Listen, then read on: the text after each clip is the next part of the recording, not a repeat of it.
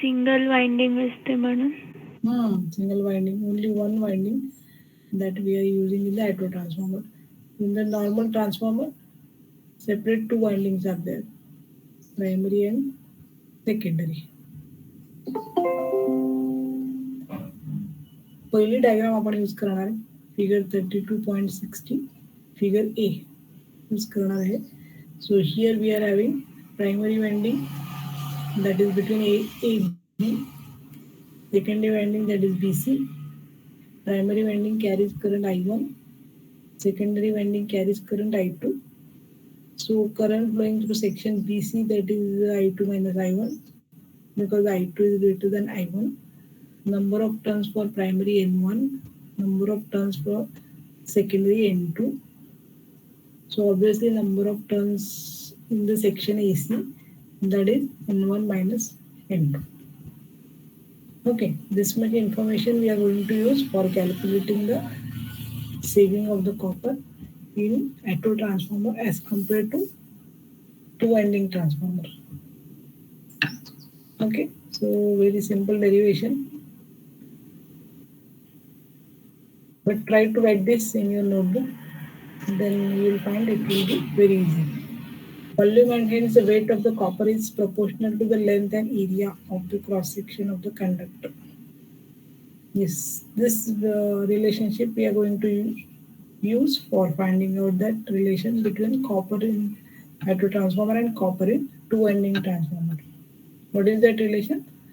Volume and hence weight of the copper is proportional to the length and the area of cross section of the conductors. Now if you consider length of the conductor, it is proportional to the number of turns, and the cross section depends upon the current. Therefore, weight of the copper is directly proportional to product of the current and number of turns. समजलं काय केलं आपण? समजलं काय? Okay, we want to find out weight of the copper. The basic thing is that weight of the copper is proportional to the length and area of cross section of the conductor. Okay, instead of taking the dimensions, we have taken length, that is proportional to number of turns, and area of cross section, that is proportional to current. So here we can write that weight of the copper is proportional to the product of current and number of turns. So with that, we are going to write this weight of the copper in both auto transformer as well as two winding transformer. Okay, so here it is written weight of the copper in section AC. Section AC, this is upper part of the primary winding. Weight of the copper in section AC is directly proportional to the number of turns, product of number of turns and the current. So what are the number of turns in section AC? Already I told. Total number of turns in the primary, that is AB, that is N1. Secondary, that is part BC, that is N2. Therefore N1 minus N2, these are the number of turns in section AC. So here it is written N1 minus N2. What is the current flowing through primary winding? That is I1. So weight of the copper in section AC is proportional to N1 minus N2 into I1. Then weight of the copper in section BC, that is proportional to number of turns, that is N2, and current is I2 minus I1. Okay, so therefore it is possible to write total weight of copper in the auto transformer, that is just summation of weight of copper in AC plus BC. Okay, so just add these two equations, you'll get the total weight of copper in auto transformer, that is proportional to N1 minus N2 into I1 plus N2 into I2 minus I1. So just adding the above two equations, we'll get the total weight of copper in auto transformer. Now if you consider the two winding transformer, then we will have weight of the copper in primary, that is proportional to N1 I1, weight of the copper in the secondary, N2 I2. Therefore total weight of copper in the two winding transformer is just the addition N1 I1 plus N2 I2. So separately we have written the equation for weight of the copper in auto transformer and weight of the copper in two winding transformer. We'll take the ratio. So here, if you have this weight of the copper in auto transformer divided by weight of copper in ordinary two-winding transformer, just take the ratio. Already we have these equations. Substitute this equation in this ratio, and then you'll have to simplify. Okay. So in the simplification, what we are doing, we will have to open this bracket. Open the bracket. So after opening this bracket, you will get N1 I1 minus N2 I1 plus N2 I2 minus N2 I1. आले का इथपर्यंत तुम्ही मुलांनो? इथपर्यंत आले काय? का नाही आले अजून? येस मॅम, आलं.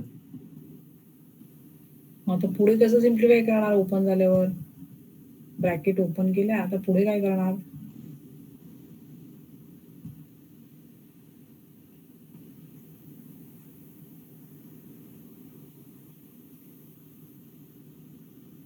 N1 I1 minus N2 I1 plus N2 I2 minus N2 I1 आपल्याला मिळालं. पुढे काय सिम्प्लिफाय कसं करणार?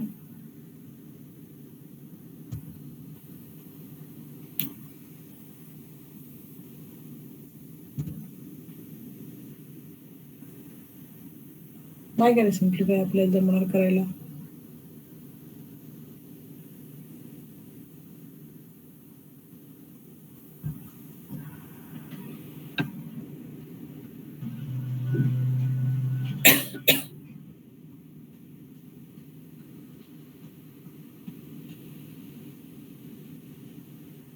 केलं सिम्प्लिफाय?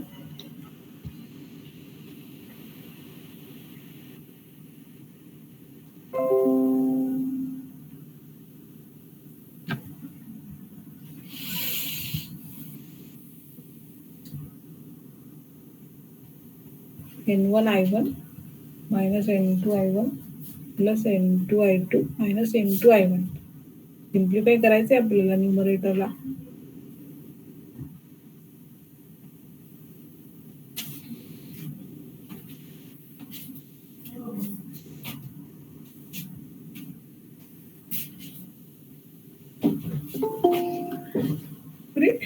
नाही करे आपल्याला मॅथमॅटिक्स थोडंसं यायला हवं ना मुलांना.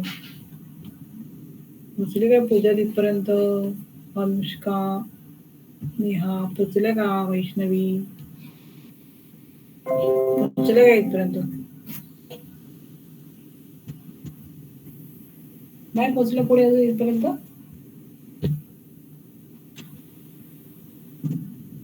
मुलांना पोचले की नाही? काय म्हणते? पोचले? हा, मग काय करणार सिम्प्लिफाय?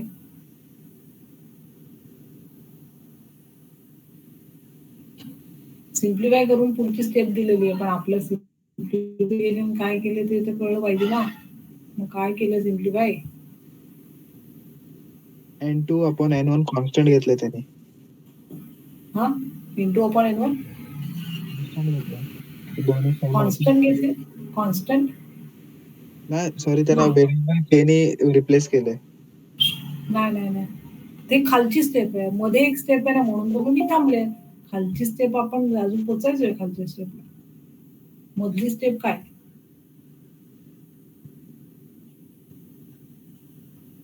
मध्ये एक स्टेप आहे मुलांना.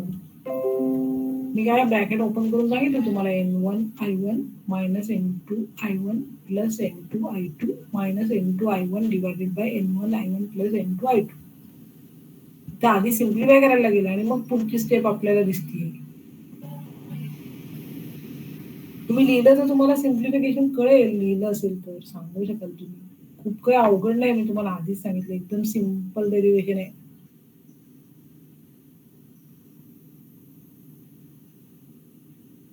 न्यूमरेटर आपल्याला सिम्प्लिफाय करता येईल का? झाला का सिम्प्लिफाय करून?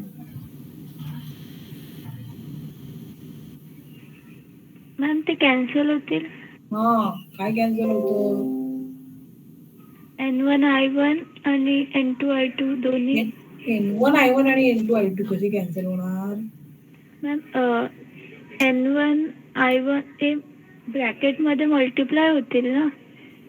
नाही, N1 I1 आणि N2 I2 नाही कॅन्सल होणार, दुसरी टर्म कॅन्सल होईल ना.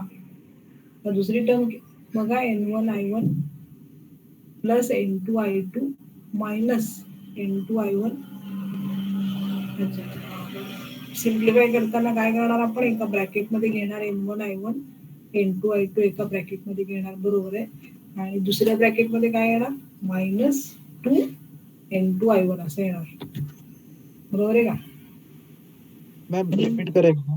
न्यूमरेटर मध्ये काय येणार, N1 I1 plus N2 I2 minus 2 N2 I1 असं येणार का.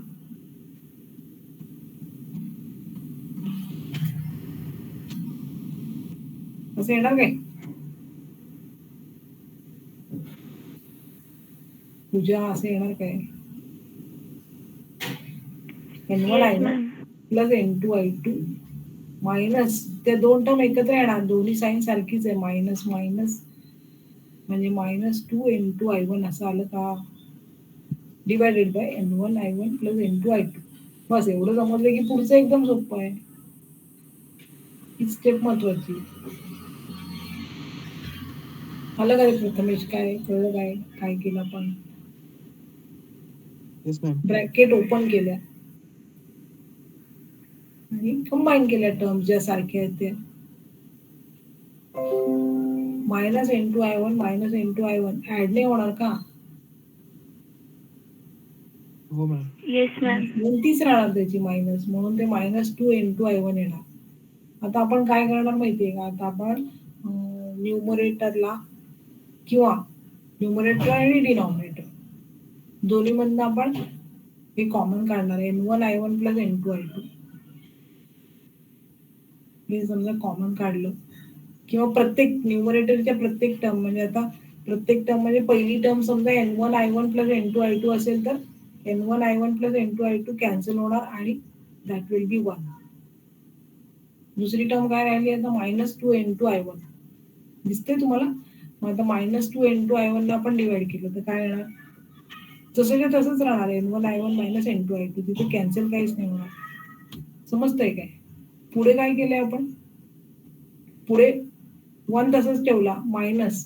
आता काय केलं, न्यूमरेटर आणि डिनॉमिनेटरला आपण N1 I1 नी डिवाइड केलं, न्यूमरेटर आणि डिनॉमिनेटर. वरती आपलं 2 N2 I1 आहे, त्याला डिवाइड केलं N1 I1 नी, तर I1 I1 कॅन्सल होणार, म्हणून तिथे येणार 2 N2 अपॉन N1. आणि खाली काय आहे, N1 I1 plus N2 I2. N1 I1 ला N1 I1 नी कॅन्सल केलं, डिवाइड केलं तर 1 येणार, plus N2 I2 divided by N1 I1. ते तसंच राहणार. हे असं सिम्प्लिफिकेशन आहे. So here you will have this N2 upon N1, that is K, transformation ratio K. And here if you will find that this N2 upon N1 is K, I2 upon I1 is 1 upon K. So K and K gets cancelled. Therefore you'll get 1 minus 2K upon 2. It will be coming as 2 in the denominator. Here 2 and 2 gets cancelled. Therefore weight of the copper in the auto transformer divided by weight of the copper in ordinary transformer is equal to 1 minus K. This is that particular ratio, 1 minus K. पुन्हा एकदा आपण repeat करूया मुलांना, करूया की repeat. Okay, so here we'll open the bracket, N1 I1 minus N2 I1 plus N2 I2 minus N2 I1. This is the numerator.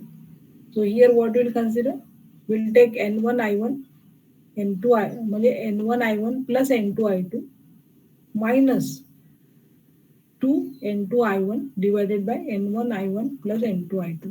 इथपर्यंत आलं सगळ्यांचं. Yes. Okay, Yes. then what you'll have to do, you'll have to throughout you will have to divide by N1 I1 plus N2 I2. Throughout numerator you divide all the terms by N1 I1 plus N2 I2. आता पहिली term आपली N1 I1 plus N2 I2 आहे, त्याच्यामुळे ती cancel होणार. Numerator आणि denominator सारखंच असल्यामुळे 1 येणार. आलं का 1. ही झाली पहिली टर्म.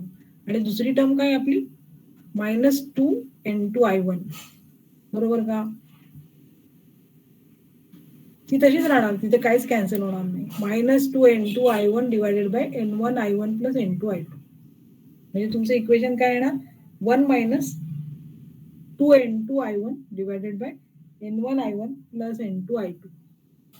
आता पुढे काय सिम्प्लिफिकेशन करायचं?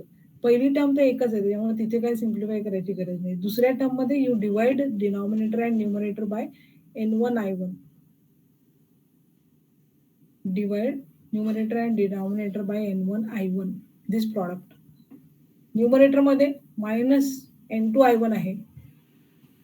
n1i1 ने डिवाइड केलं तर i1 कॅन्सल होणार आणि वरती काय राहणार 2n2/n1. So this n2/n1 is nothing but k. आता खाली डिनॉमिनेटर मध्ये काय येणार? पहिली टर्म n1i1 आहे. If you divide that by n1i1 you will get 1. So 1 plus दुसरी टर्म आहे n2i2 डिवायडेड बाय n1i1. झालं, सेपरेशन केलं. n2/n1 म्हणजे k आणि i2/i1 म्हणजे 1/k. So k and k gets cancelled and here in the denominator you will get 2. So the ratio will be equal to 1 - 2k/2. Again 2 gets cancelled and the ratio will be equal to 1 - k. So weight of the copper in the auto transformer divided by weight of the copper in the ordinary transformer will be equal to 1 - k, where k is the transformation ratio. तुम्ही स्वतः एकदा करून बघितलं की तुम्हाला समजेल, एकदम सोपं डेरिव्हेशन आहे, खूप काय अवघड नाही. फक्त इथे सिम्प्लिफिकेशन करण्यासाठी ते तुम्हाला स्वतः करून बघायला लागेल, तरच ते समजेल. मला असं वाटतं थोडीशी एखादी स्टेप समजली असेल तुम्हाला, कदाचित समजली की नाही मुलं? समजली का नाही? समजली. So directly now we'll get the weight of the copper in the auto transformer. WA is equal to 1 - k into weight of the copper in the ordinary transformer W0. WA is equal to 1 - k into W0. आता saving करायचं आहे आपल्याला कॉपरचं. कसं करणार saving? Saving म्हणजे कुठल्या transformer मध्ये जास्ती असतो कॉपर? 2 वाइंडिंग ट्रान्सफॉर्मर मध्ये जास्ती असतो, म्हणून saving will be equal to W0 - WA. Okay, so substitute WA is equal to 1 - k into W0. So saving will be equal to W0 minus 1 - k W0. So total saving will be equal to k times W0. So saving of the copper will be equal to transformation ratio multiplied by weight of the copper in the ordinary transformer. This is the saving. Okay, so this saving will increase as k approaches to unity. That is the important thing. So this is our derivation. That gives us an idea how much copper we are saving in the auto transformer. So that saving is given by k times weight of the copper in the ordinary transformer. For this,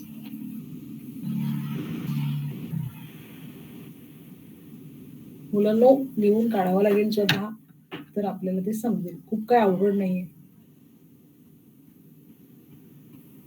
ठीक आहे, जमतंय काय?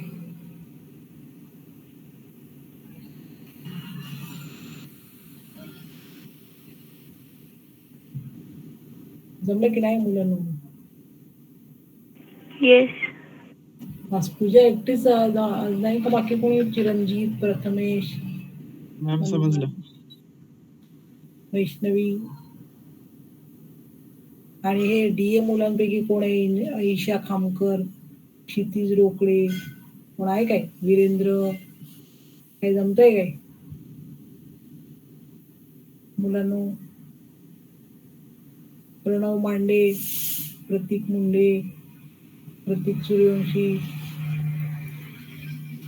आदित्य नाही, आदित्य दिसत नाही वाटतं. आदित्य पालकर का?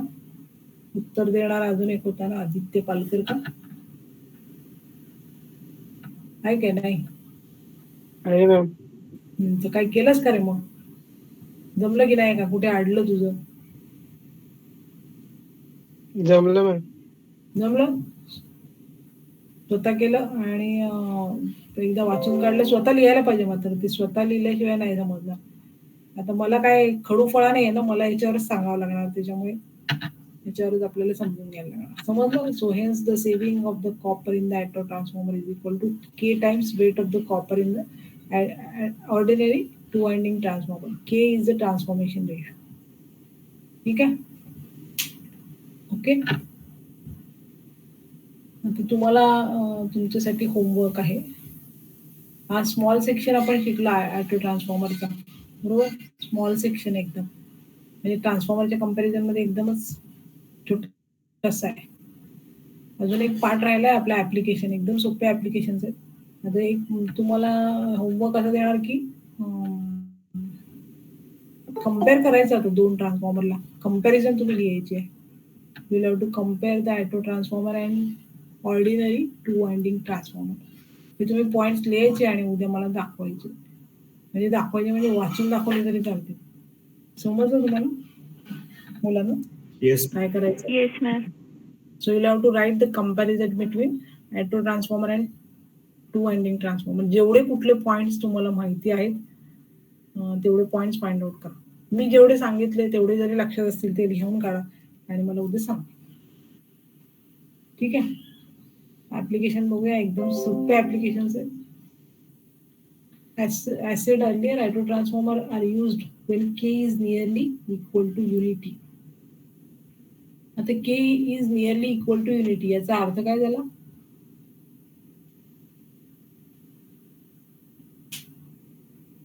Equal to unity याचा अर्थ काय झाला?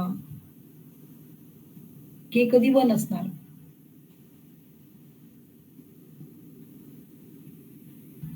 K आपण डिफाईन केलं ना इक्वेशननी.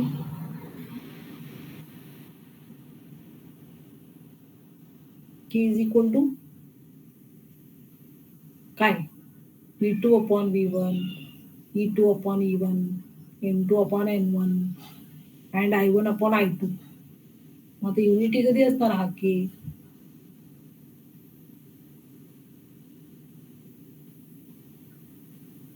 बरे K is equal to 1 असं कधी असणार? समजा तुमचं प्रायमरीचं व्होल्टेज 230 व्होल्ट आहे. सेकंडरीचं व्होल्टेज जे ते 115 आहे. काय येणार K?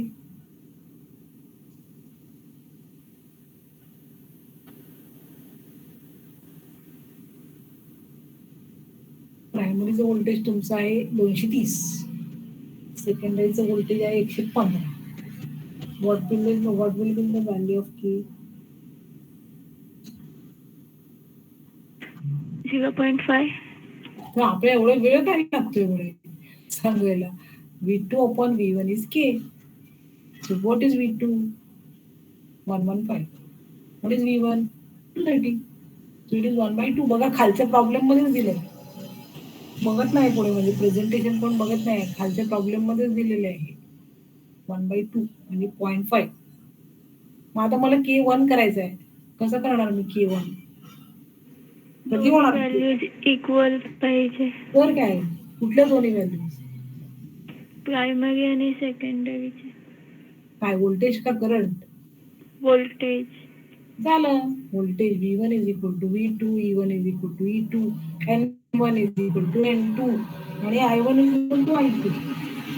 असं झालं तर K1 होणार ना? कळलं का नाही? Yes. So as said earlier, auto transformer are used when K is nearly equal to unity. मग आता टू वाइंडिंग ट्रान्सफॉर्मर मध्ये हा जो K असतो तो it is always less than 1. We are trying to approach this K nearly equal to unity for the auto transformer, where there is no objection to electrical connection between primary and secondary. Okay, म्हणजे आपण हे कुठे वापरणार? जिथे असं objection नाही की बाबा आता प्रायमरी आणि सेकंडरी मध्ये आयसोलेशन पाहिजे, तिथे आपण हा ऑटो ट्रान्सफॉर्मर वापरणार.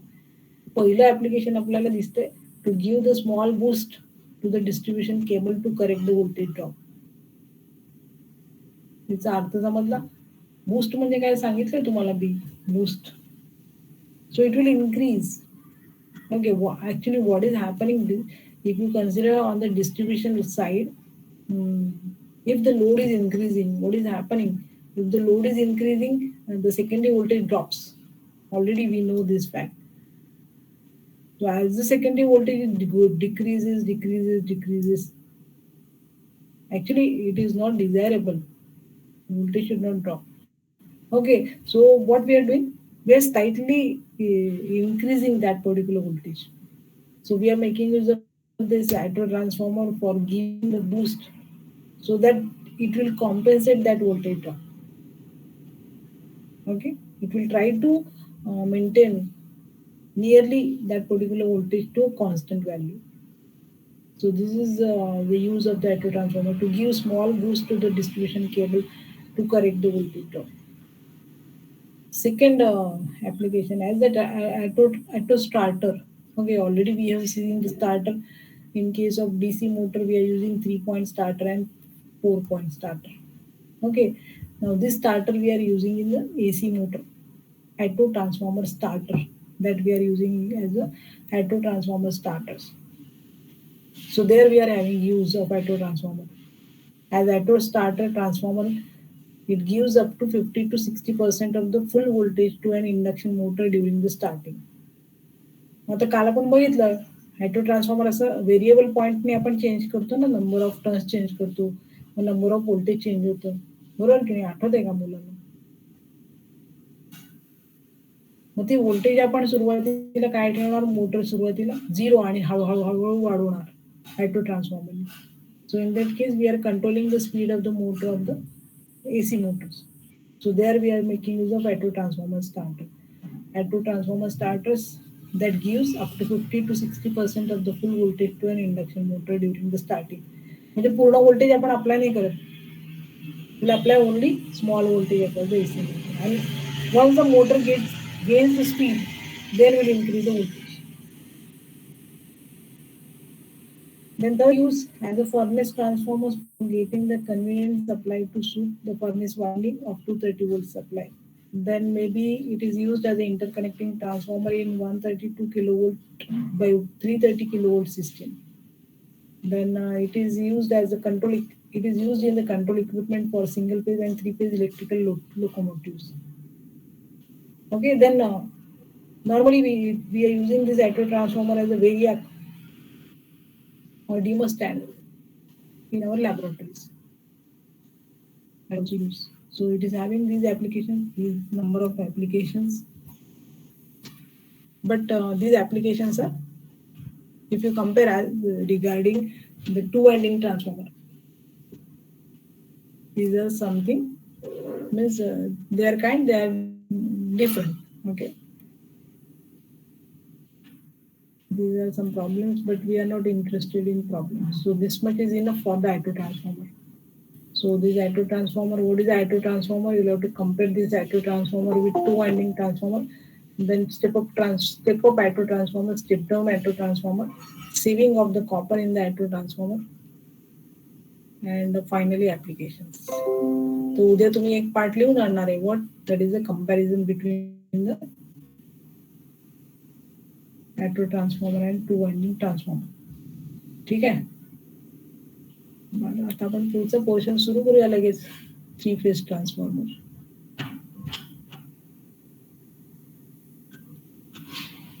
प्रेझेंटेशन दिसतंय का मुलांना? नाही मॅम. आता आपल्याला बघायचं आहे 3-phase ट्रान्सफॉर्मर.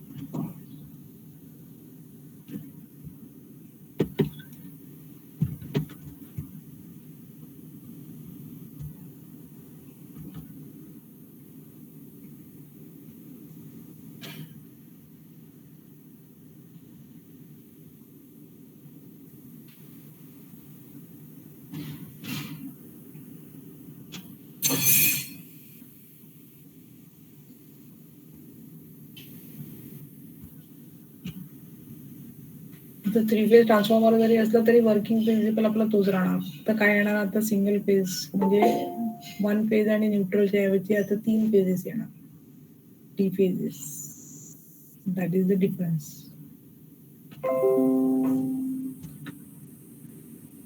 बघा आता हा जो पार्ट आहे हा तो मी IITच्या साईटवरनं घेतलेला आहे. IIT खरगपूरची साईटवरनं मी हा घेतलेला आहे. IIT खरगपूर हा त्यांचा तो, म्हणजे तुम्ही IITच्या त्या याच्यावर गेला ना NPTEL वर, तर तुम्हाला सगळं इन्फॉर्मेशन मिळेल. पण एवढंच आहे की ते इन्फॉर्मेशन खूप डिटेलमध्ये असते. म्हणून नॉर्मली आता डिप्लोमाची मुलं बघतात की मला माहित नाही किती जणांनी बघितलेली साईट, NPTEL ची साईट ओपन केली कधी? NPTEL ही साईट ओपन केली हो की नाही? केली का मुलांनो? मी बघितलं ओपन करून? नाही बहुतेक केली, कुणीच नाही केली. तर त्या साईटवर हे सगळे इन्फॉर्मेशन PDF फॉर्ममध्ये पण अवेलेबल आहे आणि याचे व्हिडिओज पण आहेत, लेक्चर्स पण आहेत त्यांचे online. Okay, so we'll have to start with the three-phase transformer. Three-phase system has been adopted in modern power system to generate, transmit, and distribute power all over the world. Yes, that is true. No longer we are dependent upon the single system. So all the system, if you consider generation, transmission, and distribution, that depends upon the three-phase system. We are not using single-phase system. Normally in our houses only we are using single-phase system. Otherwise, if you see this generation, transmission, and distribution, that is with the three-phase system. Okay. So when you are going for this three-phase system, when you are particularly studying the three-phase transformer, here it is possible to make use of three separate single-phase transformer. Okay. And nowadays, instead of using that particular construction, we are going for the single unit of the three-phase transformer. हे मी काय बोलले हे समजलं तुम्हाला? आता आपण 3 single phase transformer शिकलो. असे 3 ट्रान्सफॉर्मर आपण यूज केले तर 3 फेज सिस्टीम तयार होते. पण आता आपण ते 3 सिंगल ट्रान्सफॉर्मर यूज, आपण एकच मोठं सिंगल युनिट वापरतो. समजलं फरक काय मी सांगितलं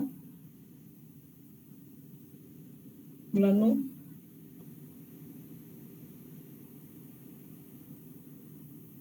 Three number single-phase transformers can be connected for three-phase system requiring the change of voltage level. Okay, then it is possible to have the construction of the three-phase transformer as a single unit.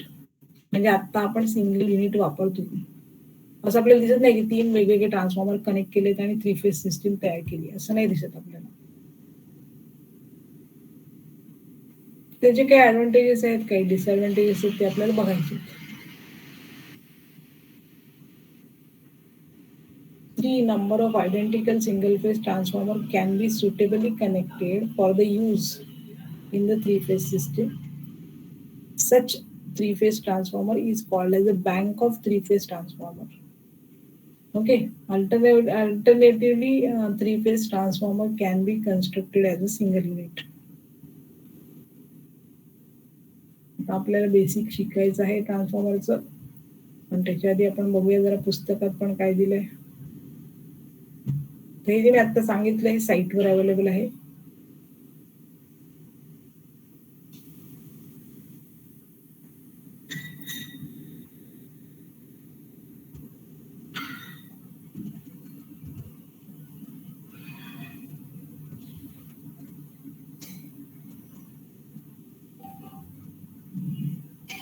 एक 2 मिनिटं मी हे पुस्तकातलं open करते आणि तुम्हाला दाखवते.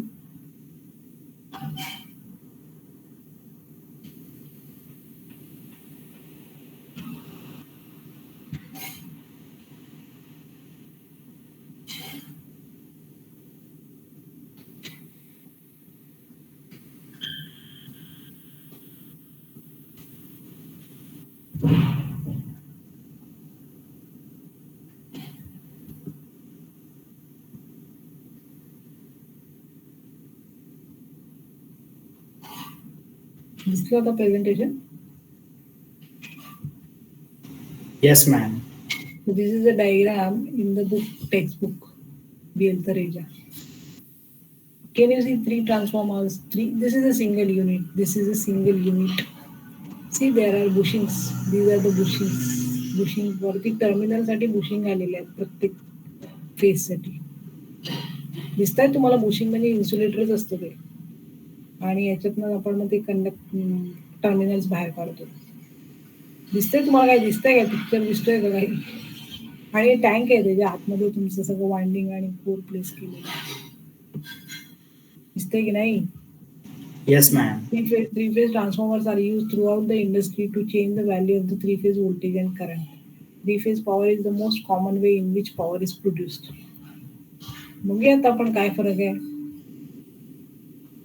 बघा ही diagram पण दाखवली आहे.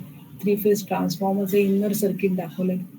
आपण एक सिंगल फेज ट्रान्सफॉर्मर बघितला. इथे आपल्याकडे कोर होती, only one core, rectangular core and 2 winding.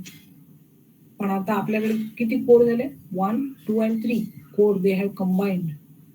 And on each limb of the core one winding has been bound. दिसतीये का वाइंडिंग? Yes, ma'am. दिसतीये ना वाइंडिंग? आणि 3 कोर पण दिसत आहेत आपल्याला. आता बेसिक वर्किंग प्रिन्सिपल तोच आहे, फक्त काय झालं आता वाइंडिंग वाढल्या. आपण 2 वाइंडिंग वापरत होतो त्याच्याऐवजी आपण आता 3 वाइंडिंग वापरणार.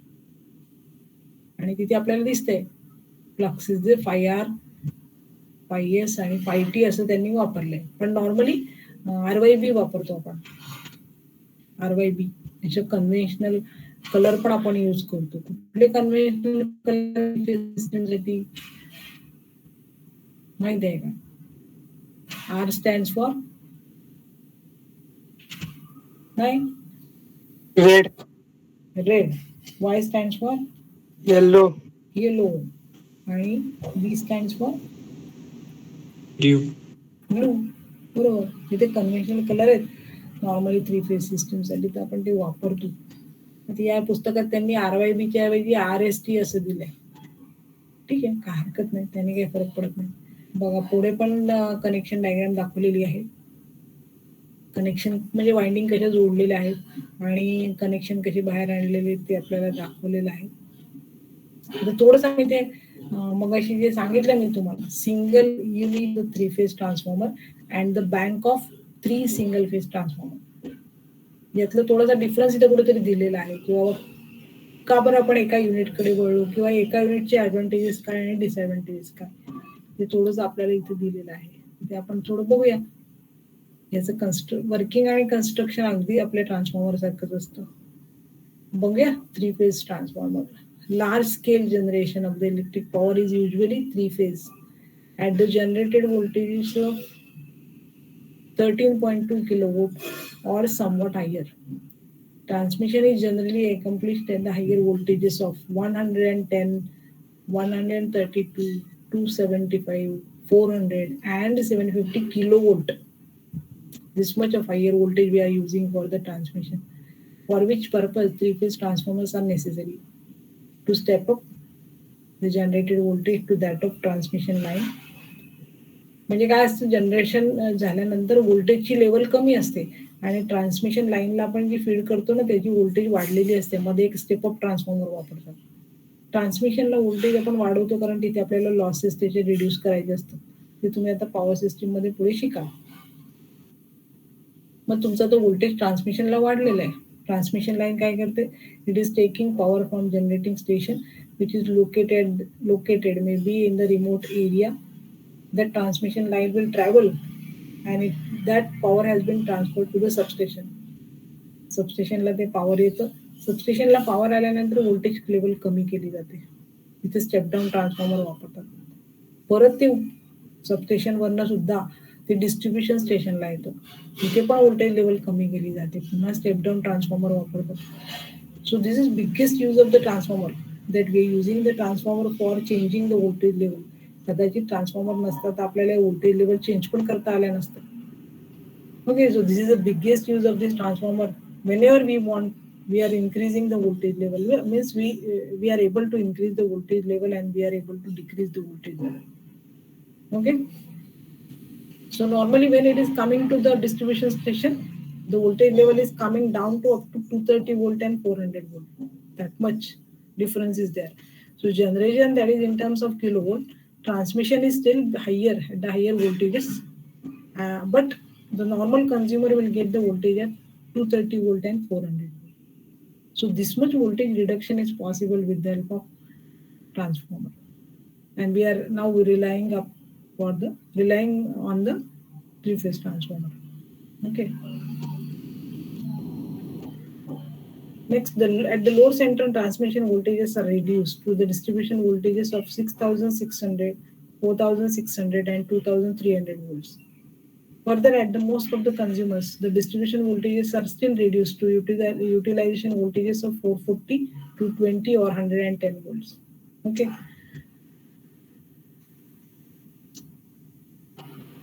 So years ago, means way back, we are using what we are using? 3 single-phase transformer. Those are interconnected, and bank of 3 transformer. That is that particular connection we are using for generating the 3-phase voltages. But nowadays we are using single unit. So what is happening? Why we turn to the single unit? So it is having some disadvantages. See, as compared to the bank of single-phase transformers, the main advantage of the 3-phase transformer are that it occupies the less floor space for equal rating. Then the weight of that single unit is less. Cost is about 15% less, and further, okay, that only one unit is to be handled and connected. So this single unit is having number of advantages.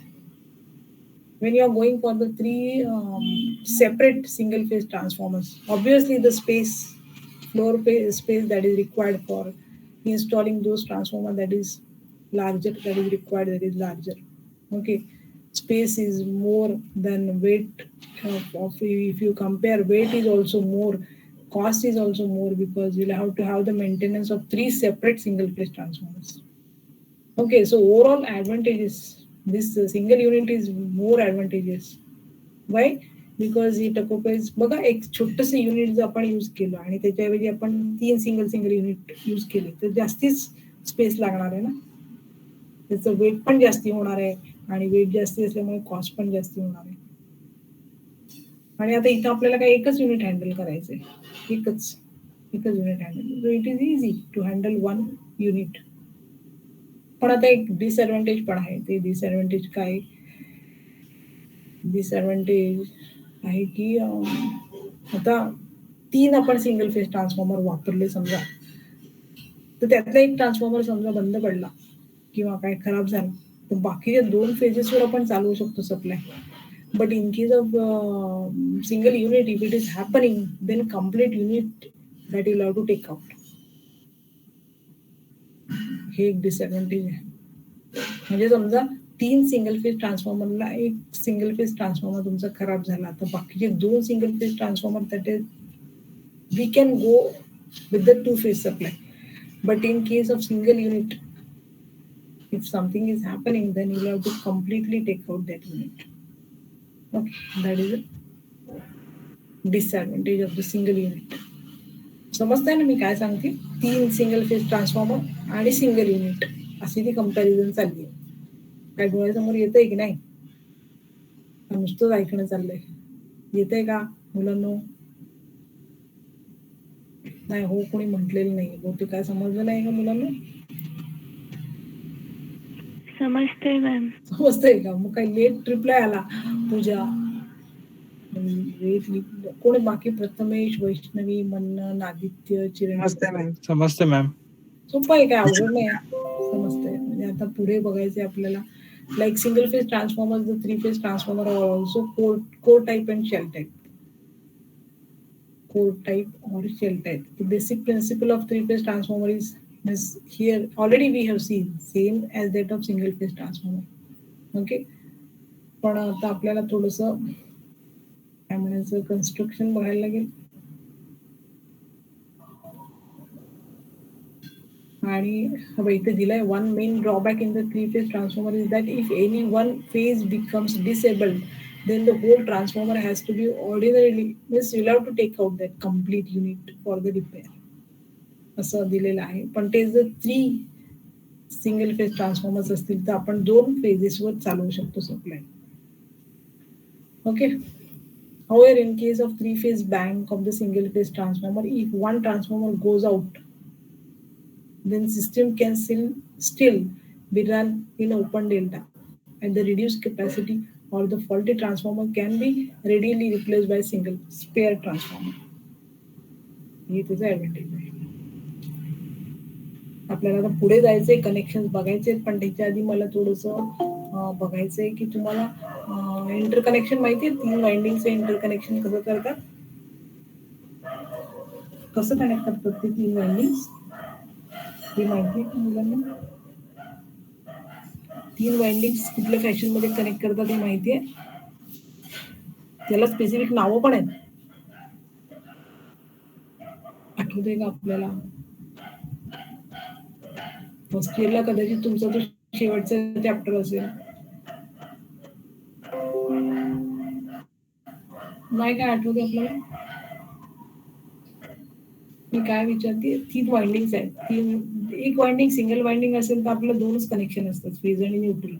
आता आपल्याकडे 3 windings आहेत, म्हणजे किती connections available आहेत आपल्याकडे?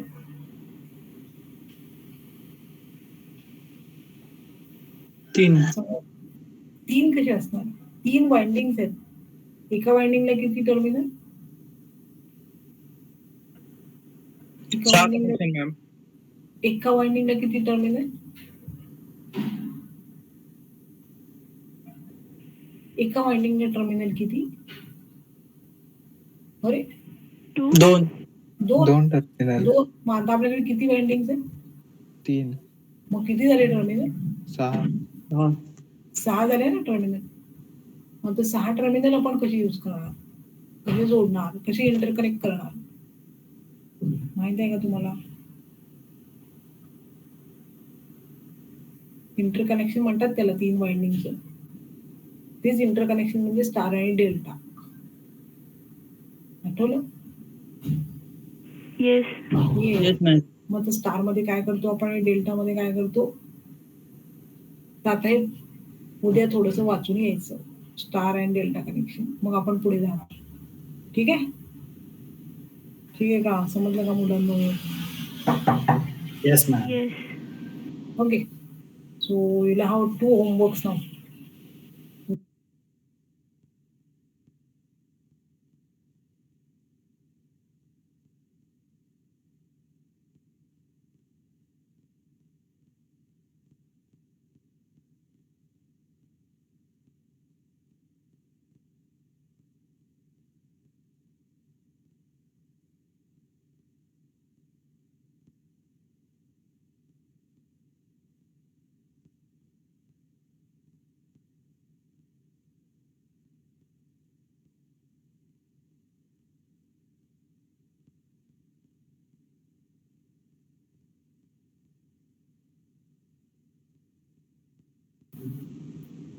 Okay, so you'll have to write the comparison between auto transformer and 2 winding transformer, and the second thing is that you'll have to find it out what is star connection and what is a delta connection. Okay, if you possible, draw the diagram for the star connection and the delta connection. Okay, so we'll continue in the tomorrow's lecture. So now you may leave. Now you are having the HP lecture. 12:30 you are having HP lectures. Sir is going to conduct the HP lecture.